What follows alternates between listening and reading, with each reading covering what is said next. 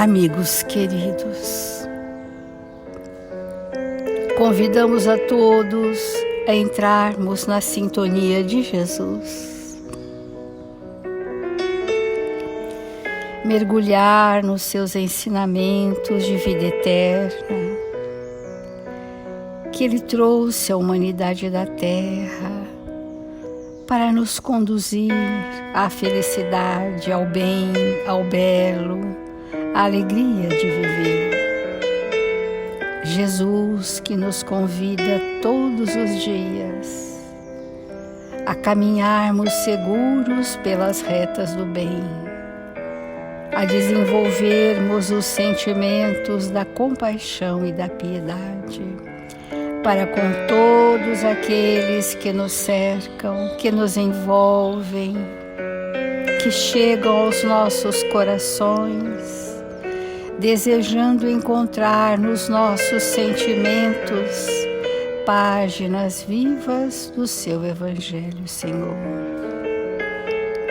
Abençoa-nos, Mestre amado, fortalece-nos para não esmorecermos no caminho e permita que nesta hora, Senhor, todos os nossos irmãos em humanidade se sintam amparados pela sua misericórdia e pela esperança em tempos melhores para todos nós. Assim, amigos queridos, sentindo a presença dos Espíritos sublimes responsáveis por este Evangelho, com alegria e paz em nossos corações, iniciamos as reflexões desta manhã.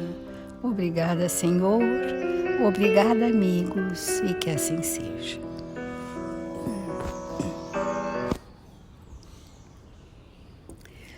Do Evangelho segundo o Espiritismo, estamos num capítulo novo, o capítulo Muitos os chamados e poucos os escolhidos. E esse capítulo é aberto com festim de núpcias. Como ontem nós falamos, existem parábolas temáticas e algumas parábolas são chamadas parábolas do reino, que nos ensina na simbologia da cultura da época o que é o reino de Deus. E nessa simbologia, o Senhor, aqui o rei, simbolicamente seria Deus, enviou seu filho dileto para as núpcias. E as núpcias, na época de Jesus, era o compromisso mais sério que o ser humano tinha um com o outro. Então Jesus veio para convidar a todos a desfrutar do banquete espiritual que ele havia trazido de Deus para a terra. Olha que simbolismo belíssimo. E quem ele chamaria? Chamaria primeiro aqueles que, tendo sido sinalizados por Moisés, já se tornavam espíritos que acreditavam no Deus único. Mas estes não quiseram vir. Chamou também aqueles outros saduceus, homens da lei, homens experientes, homens da sociedade, da cultura, que também eram monoteístas, mas disseram: agora estou ocupado com os meus negócios, vou para minha casa de campo, e também não aceitaram o convite de pronto. Então, tendo sido os hebreus, os judeus, os primeiros a serem convidados nas várias escalas, e eles também não estavam prontos, o Senhor disse que chamassem todos indistintamente, porque o banquete que ele havia trazido é para todos aqueles que se fizessem escolhidos trajando a túnica nupcial. Entendemos pela roupa nupcial, pela túnica espiritual, o perispírito. E para que a túnica espiritual estivesse limpa e brilhante, haveriam de ser de corações puros. Então, os puros de coração herdarão o reino de Deus. Então, é o simbolismo de que todo o tempo da nossa evolução, nós recebemos chamamentos. Somos chamados para participar da vinha do Senhor, para estar na seara de Jesus e para desenvolvermos valores com isto. Esse é o chamamento. Não importa se estávamos na primeira hora ou na última hora, mas é imperioso entendermos que o chamamento para nós também se faz. O chamamento, ele é proporcional, totalmente proporcional à competência espiritual daquele ser, à estrutura que ele trouxe para suportar o fardo que não é mais pesado do que podemos carregar, da maturidade do senso moral que entende com resignação as questões provacionais e expiatórias. Tudo isso são chamamentos. Então nós todos somos chamados, cada qual de nós é chamado no seu tema de evolução. Neste século, o meu chamamento é um, daqui 100 anos, o chamamento talvez seja outro, porque a minha necessidade será outra. Sermos chamados e dizermos sim ainda não é tudo. Então, muitos os chamados, porque poucos são escolhidos, porque poucos se fizerem escolhidos, apesar de terem sido convidados a desfrutar o banquete espiritual. Mas não nos fizemos preparados. Foi quando o rei entrou em seguida para ver aqueles que estavam à mesa, que chamou todo o povo, e tendo notado um homem que não estava com a roupa nupcial, lhe disse: meu amigo, como entraste aqui sem ter a roupa nupcial? E esse homem permaneceu mudo, porque ele sabia que não estava preparado. Assim também os trabalhos espirituais. Todos têm oportunidade, mas nem todos estão prontos e preparados para aquela tarefa de natureza espiritual. Então, Jesus auriu as suas parábolas nos usos mais comuns da vida e as adaptou aos costumes e ao caráter do povo ao qual falava. A maioria tem por fim fazer penetrar nas massas a ideia da vida espiritual, e o seu sentido não parece frequentemente ininteligível, senão porque não se parte desse ponto de vista.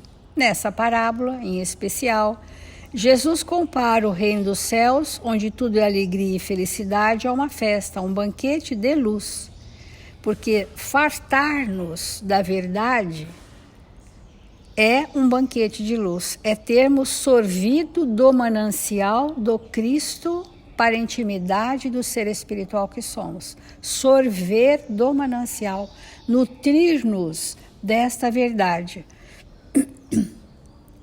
Para os primeiros convidados, fez alusão aos hebreus, que Deus chamou primeiro ao conhecimento da lei através de Moisés. Os enviados do Senhor são os profetas que vieram exortá-los a seguir o caminho da verdadeira felicidade. Mas suas palavras não foram escutadas. Suas advertências foram menosprezadas. Vários foram mesmo massacrados como servidores da parábola. Os convidados que se excusavam com os cuidados a dar aos seus campos e aos seus negócios são o símbolo das pessoas do mundo que, absorvida pelas coisas da terra, são indiferentes às coisas celestes. Então, é um simbolismo de todos os tipos que tinha na época de espíritos crédulos. Mas esta verdade, esse chamamento, sempre continuou para toda a humanidade. Por quê? O mesmo convite que Jesus fez a Pedro e André na barca para convidá-los para serem pescadores de almas implantar o reino de Deus no coração dos homens, implantar as leis de Deus na consciência dos espíritos, e os apóstolos todos foram chamados com este objetivo de que fossem instrumentos de Jesus para implantar na terra o reino de Deus, ou seja, o Evangelho de Jesus. Este convite também é extensivo a cada um de nós, porque a gente pode dizer, mas ele fez isso para os apóstolos. Ele fez, em primeiro lugar, para aqueles, como em primeiro lugar chamou os hebreus, mas continuou chamando a todos, até que aqueles que tivessem qualquer encruzilhada do caminho também fossem chamados. Porque nenhum de nós está excluído do chamamento divino, tanto para implantar o reino de Deus em nós, na nossa consciência, quanto para sermos servidores da vinha do Senhor.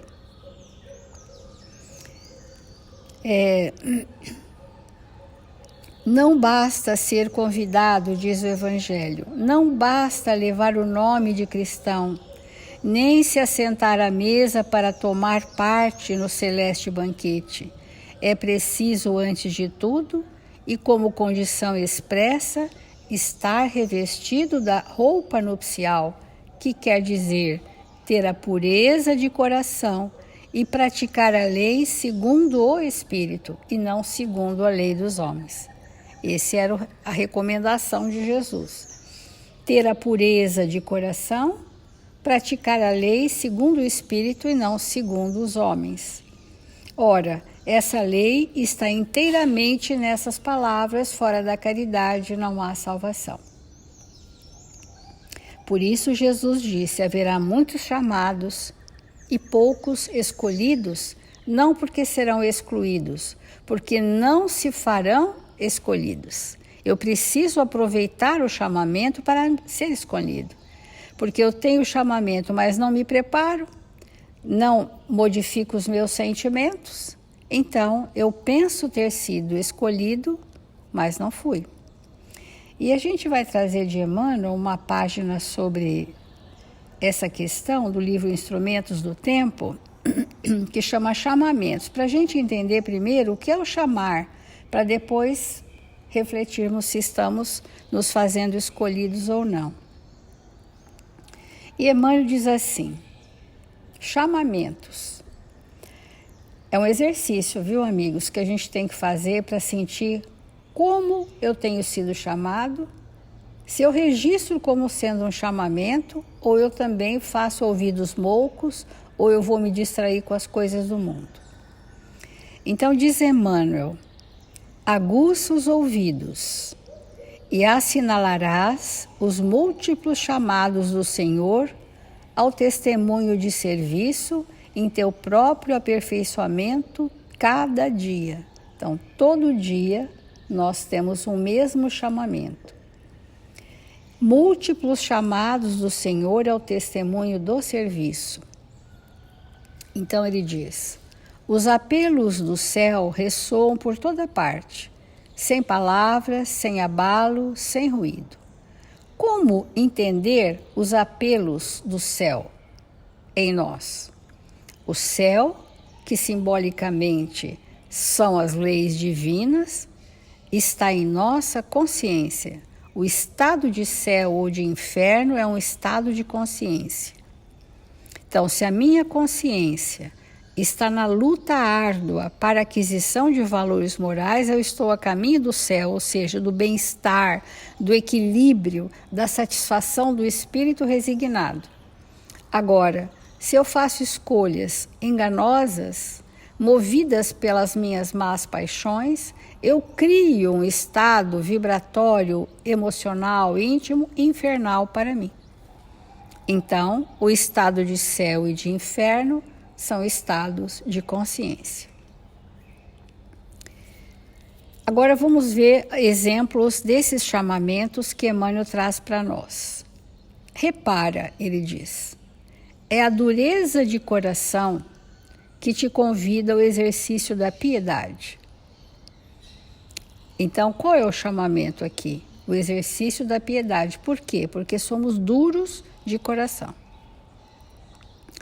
É a dor que te pede reconforto balsamizante.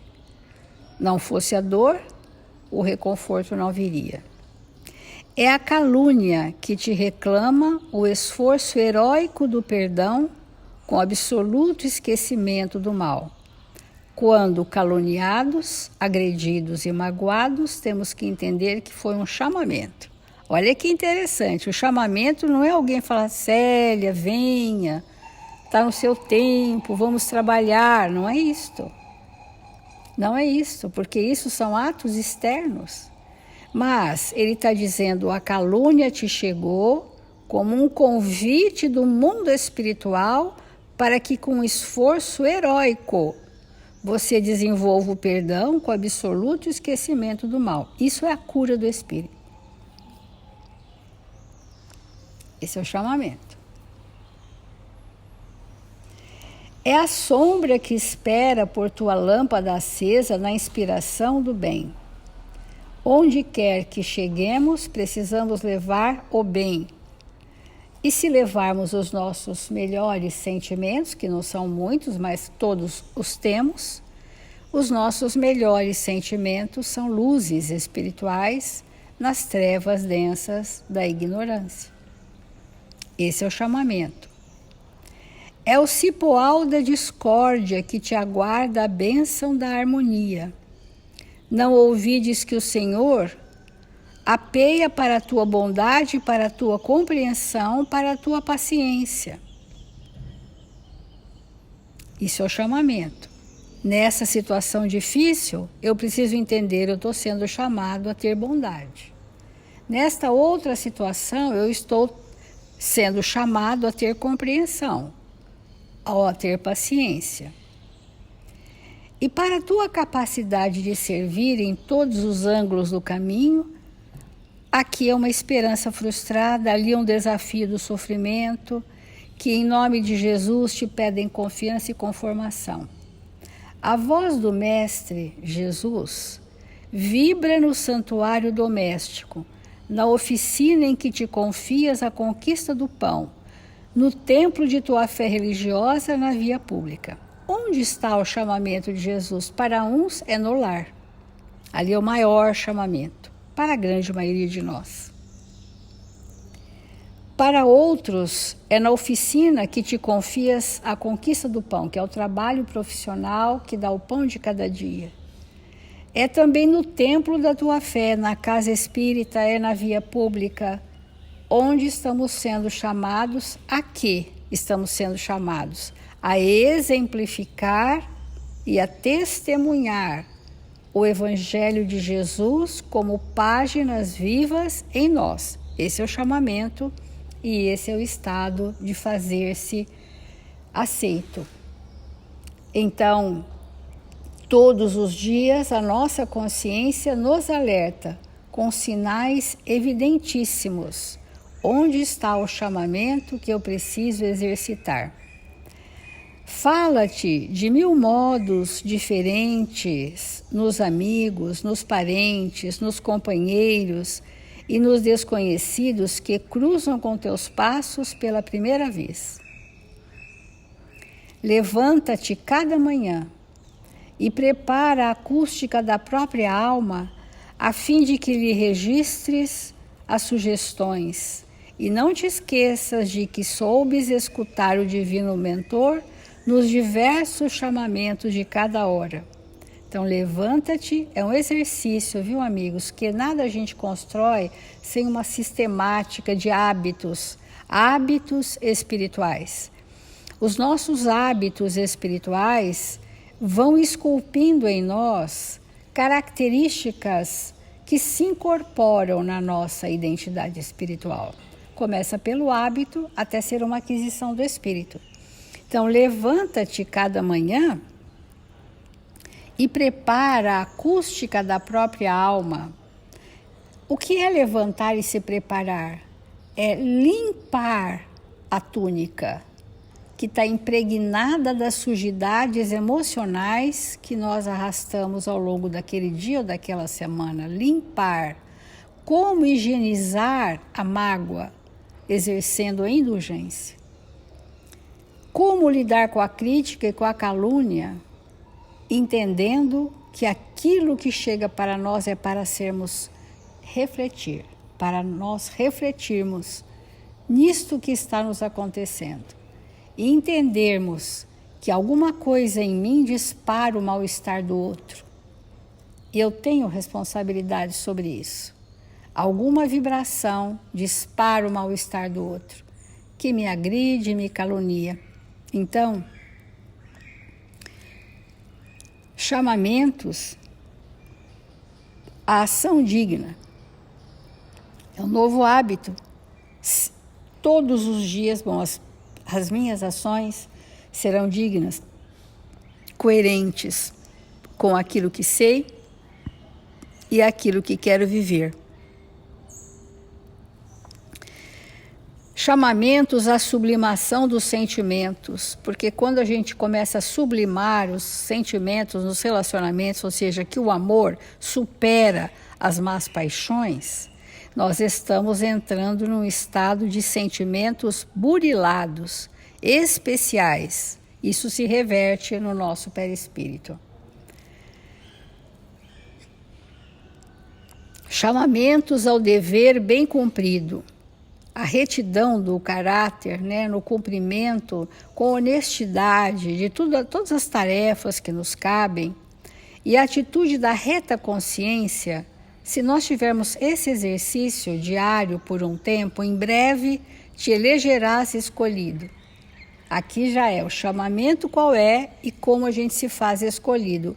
Se nós tivermos esses hábitos de cada dia da ação digna, sublimação dos sentimentos, dever bem cumprido, atitude da reta consciência, em breve te elegerás escolhido para o concerto dos servidores divinos na glória superior.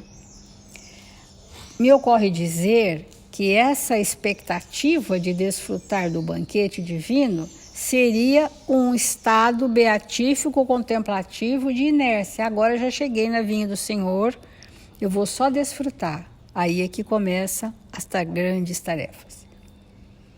As tarefas sérias de responsabilidades coletivas só são para espíritos que têm maturidade para isso, uma certa experiência para isso, e, portanto, quando ele é aceito, ele recebe outorga de sacrifícios inimagináveis. Como sabemos disso?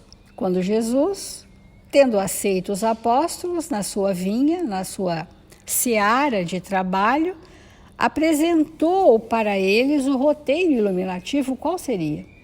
E ainda disse que todos seriam sacrificados no final, que não iam ser compreendidos no seu tempo. Era isto, Não era como a família Zebedeu queria, que um filho ficasse de um lado e do outro, que Jesus os poupasse de todos os dissabores da vida. Não era isto. À medida em que o espírito é aceito, o convite, ele se transforma num trabalhador que precisa renunciar a si mesmo. E renunciar a si mesmo não é renunciar às dificuldades e conflitos familiares para andar pelo mundo com uma sandália e uma túnica. Não é isso. Porque o chamamento de hoje, século XXI, pode estar só no nosso lar e aquele ser o maior chamamento, ou só no trabalho profissional, que é também desafiador, ou no trabalho da casa espírita. Onde está ou a que eu estou sendo chamado? Então, chamamentos à digna ação, à sublimação dos sentimentos, ao dever bem cumprido, atitude de consciência reta. Em breve elegerás escolhidos para o concerto dos servidores divinos na glória superior. Em verdade, finalizando, o dono da vinha convida os operários da sementeira e da seara indistintamente para o trabalho comum. Então, neste todos estamos incluídos. Entretanto, o esforço e o devotamento, a boa vontade, o sacrifício do cooperador são as forças que o destacam para a eleição a que deve e pode erguer-se. Então, o primeiro estágio, vamos dizer assim, todos nós podemos estar no trabalho comum, mas o devotamento, a abnegação, a resignação em sentidos amplos facultam a esses espíritos tarefas maiores, porém altamente sacrificiais. Muitos os chamados, todos temos sido chamados. Poucos os escolhidos, poucos se fazem escolhidos. Proclamou o Divino Mestre: é que todas as criaturas estão na terra chamadas à construção da luz, mas só aquelas que se consagram às próprias obrigações, na execução dos divinos desígnios, podem atingir a vitória dos que persistem no bem até o fim. Chamados à construção da luz. O que é a luz do Espírito? É o sentimento. Sempre que alguém fala construa a sua luz ou expanda a sua luz, estamos significando sentimentos, porque o pensamento nobre carrega vibrações altamente luminosas, que são os sentimentos nobres. Esta é a luz do Espírito. Então, chamadas à construção da luz, mas só aquelas que se consagraram a próprias obrigações na execução dos divinos desígnios. Qual é a vontade de Deus em nossas vidas? Que sejamos perfeitos, e nos conduz para a perfeição através de leis. E Jesus? Qual a vontade de Jesus por nós? Que nos amemos como Ele nos amou, para que a lei divina de Deus que nos conduz seja começada pela experiência do amor. Então, nós temos essa belíssima página de Emmanuel para a gente entender na nossa vida pessoal qual é o chamamento.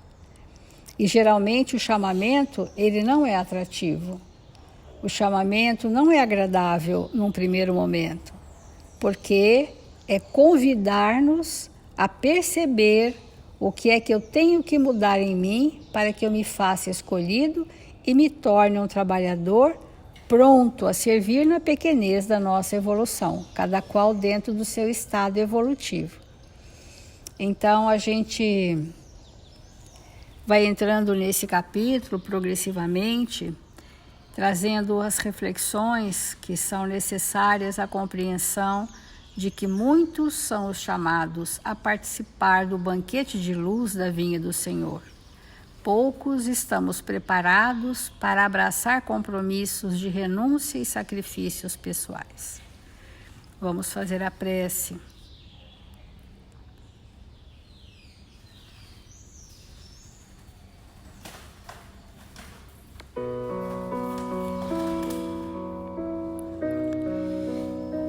Deus, Pai amantíssimo, Jesus, Mestre amado, nós nos curvamos diante da grandeza do seu amor e te pedimos humildemente, Senhor, que nos fortaleça o ânimo para não esmorecermos na jornada terrestre, que os nossos olhos possam encontrar horizontes de esperança, que os nossos pés possam pisar firme no roteiro seguro que o seu Evangelho trouxe para nós.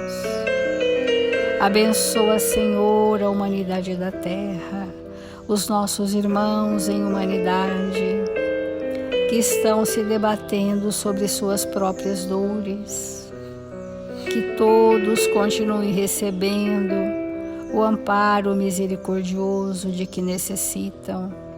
Socorre, Senhor, a indigência espiritual dos povos da terra, para que possamos vencer os costumes e adentrarmos as leis sábias e misericordiosas do seu amor em favor de todos nós. Assim, amigos queridos, queremos vibrar intensamente por todos aqueles registrados em nossos cadernos de vibrações, por todos que o nosso coração alcançar, por todos que amamos. e por todos aqueles que ainda não aprendemos a amar. Derrama sobre nós as infinitas bênçãos do seu amor e guarda-nos em sua paz, onde quer que estejamos, hoje e sempre, e que assim seja.